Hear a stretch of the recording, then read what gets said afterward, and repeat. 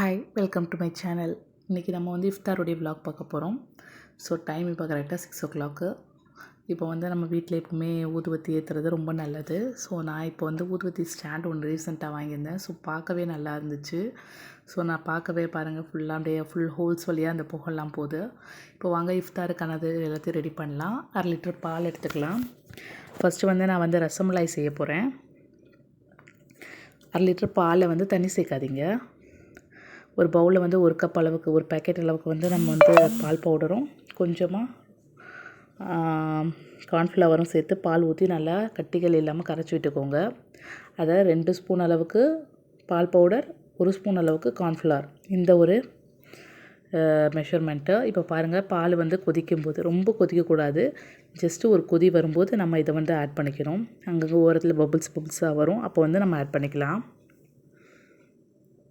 இல்லைனா பால் வந்து ஒரு மாதிரி ஸ்மெல் வரும், பால் ஸ்மெல் வரும், அதனால தான். ஸோ பாருங்கள், இப்போ நம்ம சேர்த்தாச்சு. இதில் கொஞ்சமாக நம்மளுக்கு வேண்டிய அளவு சுகர் சேர்த்துக்கலாம்.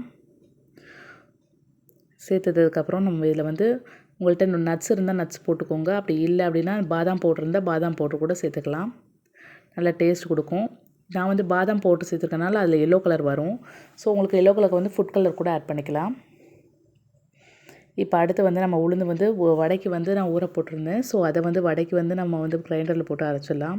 மோஸ்ட்லி கிரைண்டரில் நம்ம அரைச்சோம் அப்படின்னா நல்லா பஃபியாக வரும், பார்க்கவே நல்லா இருக்கும்.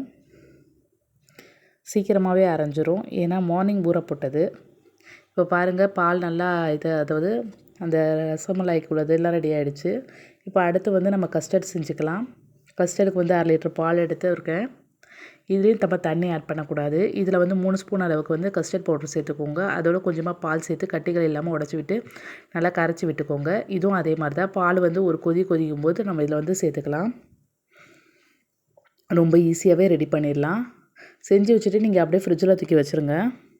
பாருங்கள், இப்போ பால் பொங்கி வருது. இப்போ இந்த டைமில் வந்து நம்ம வந்து இதை சேர்த்துடலாம். இதை சேர்த்த உடனே நல்லா கெட்டியாக ஆரம்பிக்கும். நல்லா மிக்ஸ் பண்ணிகிட்டே இருக்கணும் கைவிடாமல். ஒரு 5 மினிட்ஸ்லேயே ரெடி ஆயிரும். பாருங்கள், இப்போ ரெடி ஆகிடுச்சு. இதில் தேவையான அளவு சுகர் சேர்த்துக்கோங்க. சுகர் சேர்த்துட்டு அப்படியே தூக்கி நம்ம கீழே இறக்கி வச்சிடலாம்.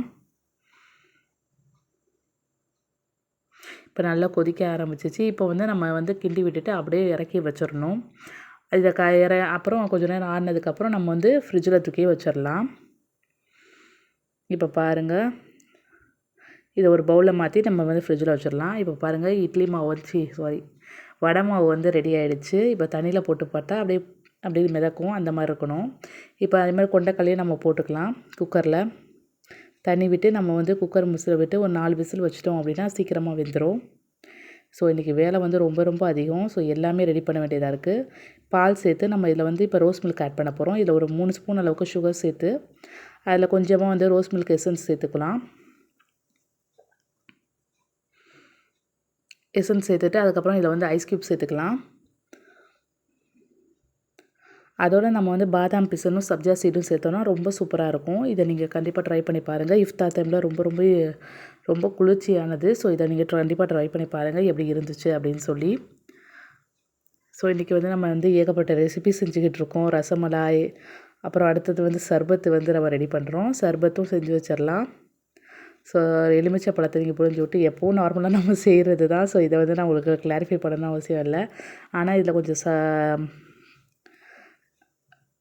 அதோடு நம்ம வந்து சப்ஜா சீட்ஸும் பாதாம் பிசனும் சேர்த்துக்க வந்தால் ரொம்ப ஈஸியாகவே ரெடி பண்ணிடலாம். ஸோ இதையும் தூக்கி நம்ம வந்து ஃப்ரிட்ஜில் வச்சிடலாம். இப்போ மாவு அரைஞ்சிச்சு. இதை வந்து மாவை நம்ம எடுத்துடலாம். மாவு நீங்கள் அரைச்சிட்டிங்க அப்படின்னா மாவோடு வந்து சுத்தமாக வெயிட்டே இருக்காது. மாவு இவ்வளோ மாவு இருக்குது, ஆனால் வெயிட்டே இருக்காது. பாருங்கள், இந்த மாதிரி இருக்கணும், க்ரீமியாக இருக்கும். அடுத்து வந்து இப்போ வந்து குக்கர் வந்து பயறு நல்லா வெந்துருச்சு. பயறு வெந்தோடனே நம்ம வந்து அடுப்பு ஆஃப் பண்ணிடலாம். 4 விசிலே அதிகம். இப்போ பாருங்கள், மாவு நீங்கள் கோத்தி போட்டால் அதுக்கு வந்து கவுராது. இப்போ அடுத்து நம்ம கடற்பாசி செஞ்சிடலாம். கடற்பாசி கொஞ்சமாக தண்ணி விட்டுக்கோங்க. நான் வந்து இன்றைக்கி தேங்காய் பால் கடற்பாசி தான் செய்ய போகிறேன். இப்போ வந்து நம்ம வடைக்கு வந்து சட்னி ரெடி பண்ணிக்கலாம். ஸோ இது எப்பவும் போல் தேங்காய், பொட்டுக்கடலை, பச்சை மிளகாய், இஞ்சி போட்டு அரைச்சி இந்த மாதிரி போட்டு இது பண்ணி வச்சுக்கோங்க. தயவு செஞ்சு தாளிக்காதீங்க. தாளிச்சிங்கன்னா நல்லாவே இருக்காது. இப்போ அடுத்து வந்து கடற்பாசி நம்ம கிண்டிகிட்டு இருந்தோம். அதோட சர்க்கரையும் சேர்த்து அதோட தேங்காய் பாலையும் சேர்த்துட்டு தேங்காய் பால் சேர்த்த உடனே அடுப்பு ஆஃப் பண்ணி கீழே இறக்கி வச்சுருங்க. தேங்காய் பால் போட்டு கொதிக்க விடக்கூடாது. இப்போ இதை நல்லா மிக்ஸ் பண்ணிவிட்டு இதை ஒரு பிளேட்டில் நம்ம ட்ரான்ஸ்ஃபர் பண்ணி வச்சிடலாம். இதுவும் நல்லா கூலிங் ஆகட்டும். இப்போ நம்ம இது ரசமலாய் வந்து ப்ரெட்டு ரெடி பண்ணியிருக்கோம். இப்போ அடுத்து வந்து நம்ம வந்து பயிரை வந்து தாளிச்சிக்கலாம். இதையும் ஒரு பவுலில் ட்ரான்ஸ்ஃபர் பண்ணிவிட்டு நம்ம இதை தூக்கி உரமாக வச்சிடலாம். அடுத்தது வந்து வடை சுட ஸ்டார்ட் பண்ணுவோம். வடை பாருங்கள், எண்ணெய் நல்லா சூடாக இருக்கும்போது டக்கு டக்குன்னு போட்டு எடுத்துடலாம். ஏன்னா நம்ம கிரைண்டரில் அரைச்ச மாவு வந்து உள்ளே சீக்கிரமாகவே வெந்துடும். ஸோ நான் உள்ளே வேவாது அப்படின்ற மாதிரிலாம் இருக்காது. டக்கு டக்குன்னு நம்ம போட்டு எடுக்கிற வேலை தான். ரொம்ப ஈஸியாகவே செஞ்சிடலாம்.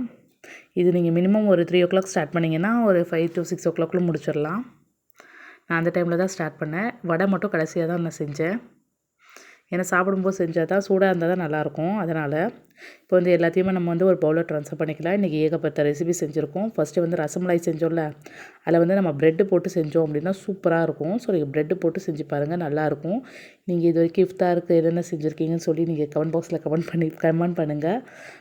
அடுத்து வந்து நம்ம வந்து ஃப்ரூட் சாலடு, அதாவது கஸ்டர்டு. இன்றைக்கி மட்டும் நம்ம என்னென்ன செஞ்சுருக்கோம் அப்படின்னு நான் அப்படியே லைட்டாக சொல்கிறேன். ஃபஸ்ட்டு வந்து ரசமலாய், அப்புறம் கஸ்டர்டு, அப்புறம் ரோஸ் மில்க்கு, அப்புறம் சர்பத்து, கடற்பாசி, அப்புறம் வந்து வடை, அப்புறம் சட்னி, நெக்ஸ்ட்டு வந்து கடற்பாசி சட்னி, அப்புறம் ஏகப்பட்டது இன்றைக்கி செஞ்சுருக்கோம். ஸோ இன்றைக்கி வெறும் டெசர்ட் ஐட்டம் மட்டும்தான் நான் உங்களுக்கு வீடியோஸில் ஜஸ்ட்டு ஒரு லாஸ்ட்டு சொல்லியிருக்கேன். இந்த வீடியோஸ் உங்களுக்கு பிடிச்சிருந்துச்சுன்னா லைக் பண்ணுங்கள், கமெண்ட் பண்ணுங்கள், ஷேர் பண்ணுங்கள், மறக்காமல் சப்ஸ்கிரைப் பண்ணுங்கள். மேலும் ஏதாவது டவுட்ஸ் இருந்துச்சுன்னா கீழே கமெண்ட் பாக்ஸ் இருக்குது, கமெண்ட் பண்ண மறக்காதீங்க. மேலும் உங்கள் ஃப்ரெண்ட்ஸ் அண்ட் ஃபேமிலி மெம்பர்ஸ்க்கு ஷேர் பண்ண மறக்காதீங்க. ஸோ தேங்க்ஸ் ஃபார் வாட்சிங் ஆல். ஸோ ஏதாவது டவுட்ஸ் இருந்துச்சுன்னா கண்டிப்பாக கமெண்ட் பாக்ஸில் கமெண்ட் பண்ணுங்கள். ஸோ இது வரைக்கும் என்னுடைய சேனலுக்கு தொடர்ந்து ஆதரவு கொடுத்து வர எல்லாருக்குமே ரொம்ப ரொம்ப தேங்க் பண்ணிக்கிறேன். ரொம்ப வந்து என்ன சொல்கிறதுனே தெரில, அந்தளவுக்கு நான் ரொம்ப ஹாப்பியாக இருக்கேன். So thanks for all. அஸ்ஸலாமு அலைக்கும். பாய்.